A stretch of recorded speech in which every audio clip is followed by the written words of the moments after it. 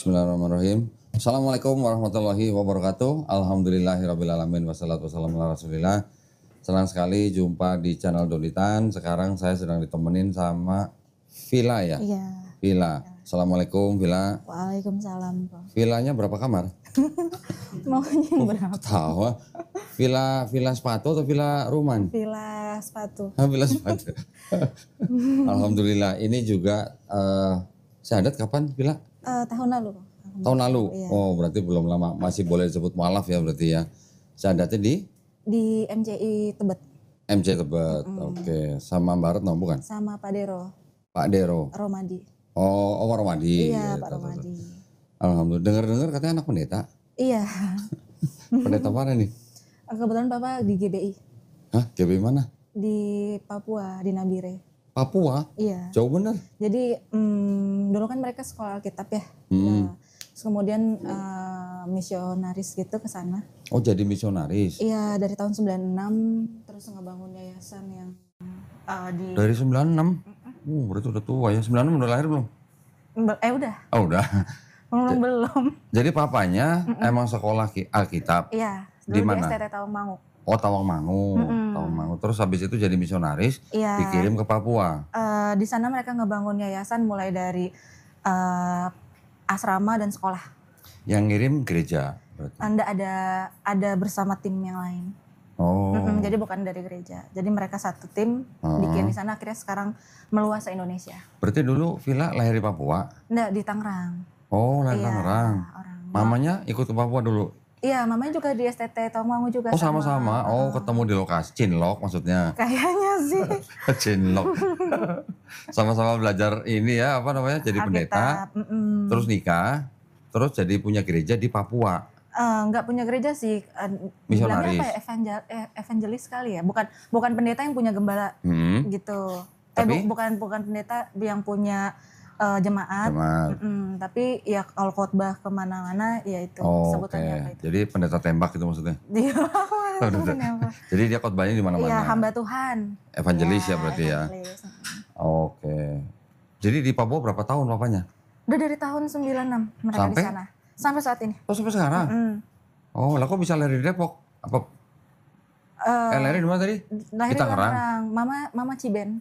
Oh Mama Ciben. Iya. Kalau yang belum Mama tahu Ciben Ciben. apa Cina Benteng? Iya. Tangerangnya di mana? Di Tangerang Kota. Oh kota. Oke. Lo kalau Mama berarti sekarang juga di Papua? Iya. Berapa saudara Villa? Berlima. Berlima. Nomor berapa? Pertama. Paling Perempuan gede. sendiri. Oke. Iya. Yang 4 belum ada yang masuk Belum. Islam? Nah, belum. Kan Belum. baru aku. Jadi baru 4 Villa? laki-laki semua. Opa aku juga pendeta. Nah kalau Opa punya gereja dulu di Cipondo. Oh. Opanya punya gereja, papanya Iya, pendeta. iya. Waduh, komplit dong berarti ya. Anaknya mualaf. Waktu syahadat dulu gimana? Langsung kasih tahu papanya atau Syahadat dulu baru kasih tahu.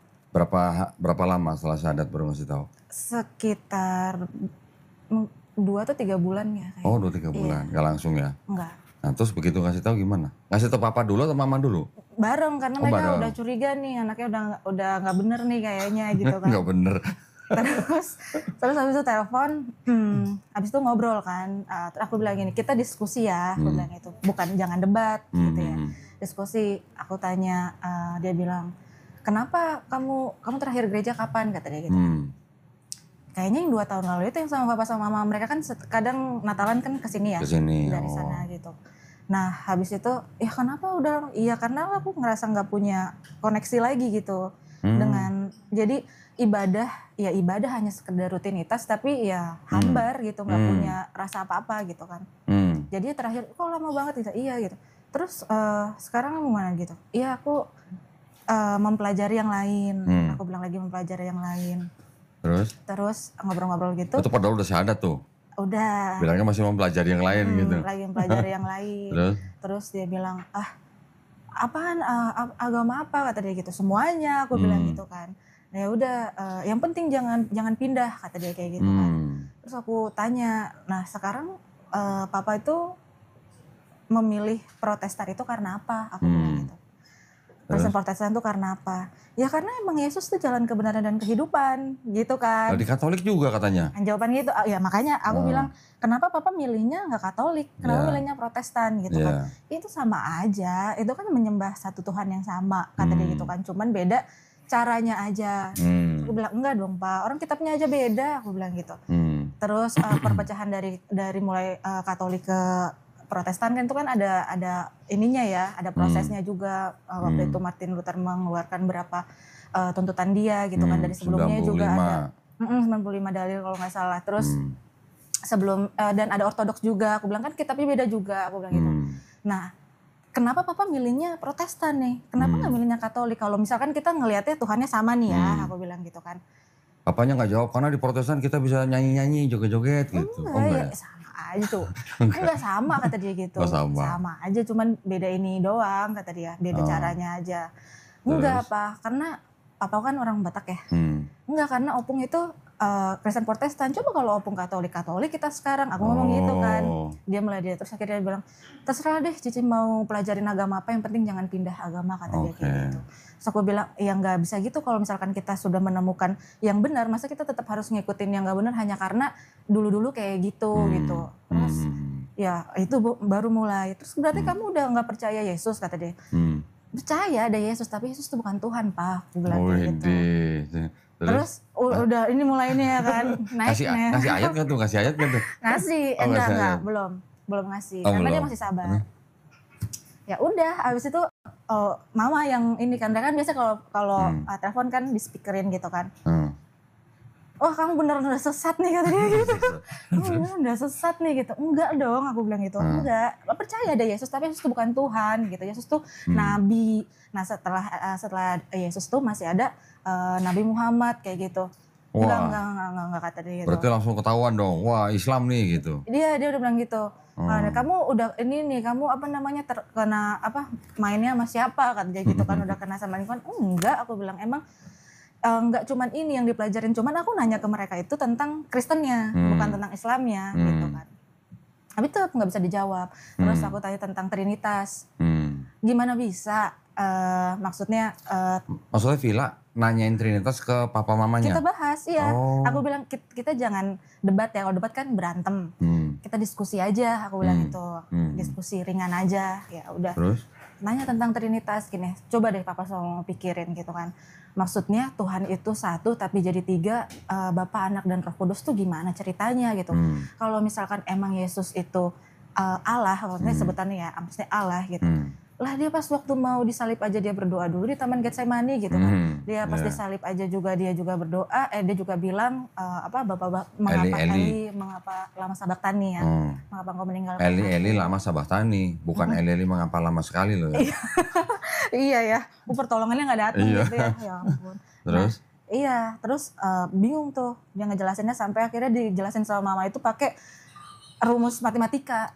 Pokoknya tapi maksud aku kan tetap nggak bisa karena pikirannya kan mereka nggak terbuka. Jadi percuma mau dimasukin juga nggak ini kan. Pakai rumus matematikanya gimana? 1 tambah 1 tambah 1 sama dengan? Pokoknya satu Tuhan itu membiasnya jadi 3 gitu. Membias? Iya, jadi konsepnya mungkin konsepnya itu kayak matahari tuh ada cahayanya, ada panasnya, ada wujudnya. Tapi kan tetap kita bilang itu satu matahari kayak gitu. Terus aku bilang nggak bisa gitu.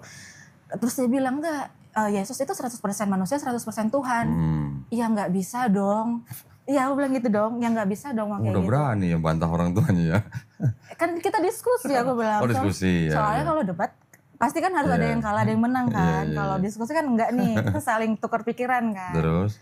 Ya, terus kata dia, nggak bisa gimana memang, terus sekarang coba deh, dia 100% manusia 100% Tuhan tuh gimana mah, maksud aku kita coba jelasin.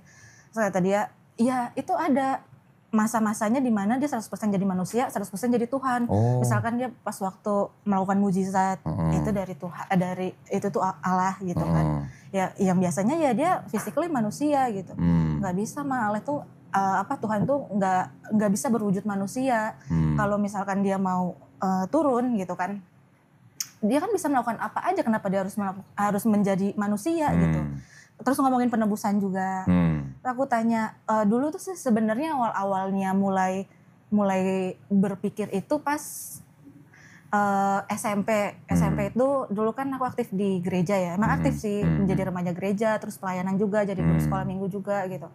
Sempat kita tuh ngebahas tentang perbedaan antara dulu kan di HKBP di Medan, pas waktu udah ke sini ganti lagi nih. Kan karena aku gereja di mana aja kan konsepnya Tuhannya satu, ibadah kan di mana aja. Berarti kayak KJJ berarti. Iya, yang penting kan hatinya. Iya. Gitu. Tahu kayak KJJ?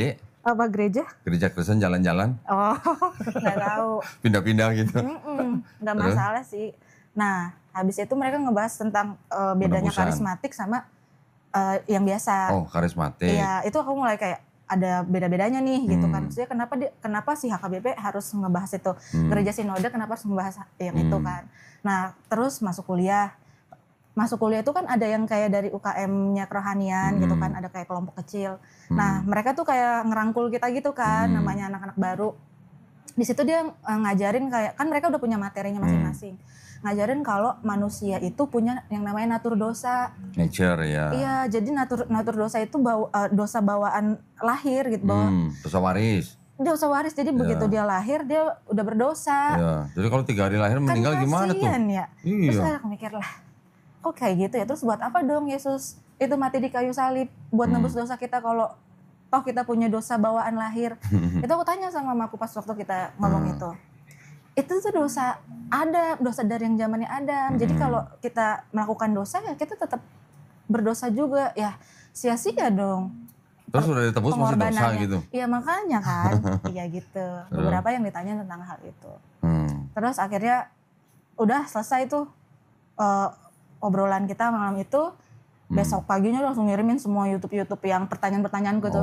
Tentang Trinitas, tentang Yesus berdoa di Getsemani, terus itu semua. Kayak gitu.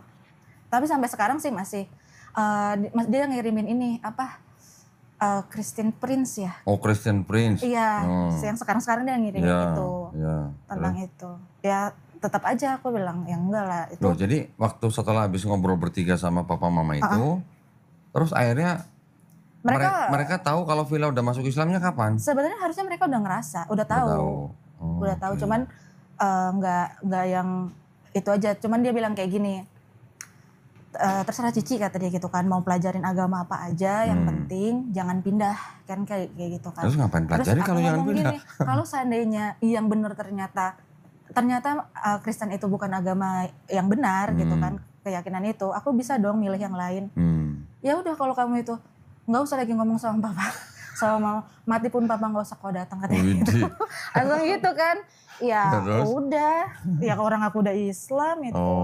Jadi ya udah. Maksudnya aku tahu tanggapannya, ya cuman kan emang ujian orang kan beda-beda ya gitu kan. Jadi hal-hal ini emang harus dihadapin. Loh, berarti Villa tinggal di Tangerang itu sama adik-adiknya? Enggak, sendiri. Sendiri?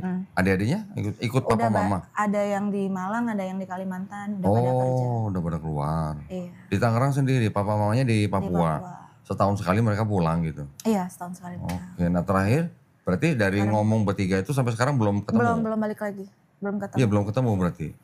Terus kalau ketemu gimana? Iya enggak, pokoknya terakhir obrolan terakhir lagi nih kemarin. Katanya kamu udah pakai hijab ya kemana-mana gitu. Kata siapa? Mereka tuh ada aja yang nggak ngerti lah gitu. Ada mata-mata berarti di Depok, di Tangerang berarti. Iya, nggak tahu ya di media sosial juga mungkin ada kali ya. Ya. Kamu udah begini sekarang penampilannya kayak gitu kan? Iya, gitu. Nggak ada, jangan pulang ke rumah kalau pakai hijab. Kamu tuh sama aja melemparkan kotoran ke muka papa sama mama kan. Dia pendeta, sekarang dia mau khotbah, gimana jemaatnya bisa percayalah anaknya. Anaknya malah murtad. Iya gitu.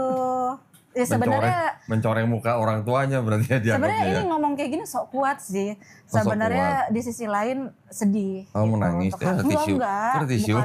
Tapi maksudnya di sisi lain kan mikirin juga tentang perasaan mereka gitu kan. Karena memang ya ini tentang apa sosialnya mereka yang berdampaknya itu banget pasti kan. Tapi apakah orang tua apakah orang-orang di Papua udah tahu kalau anak mereka udah masuk Islam?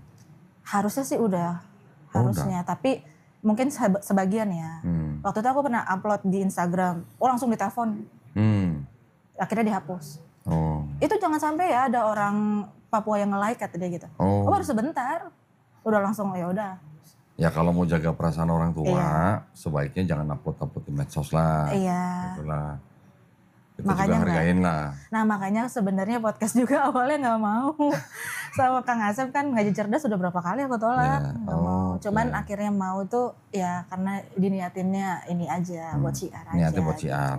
gitu. Ya.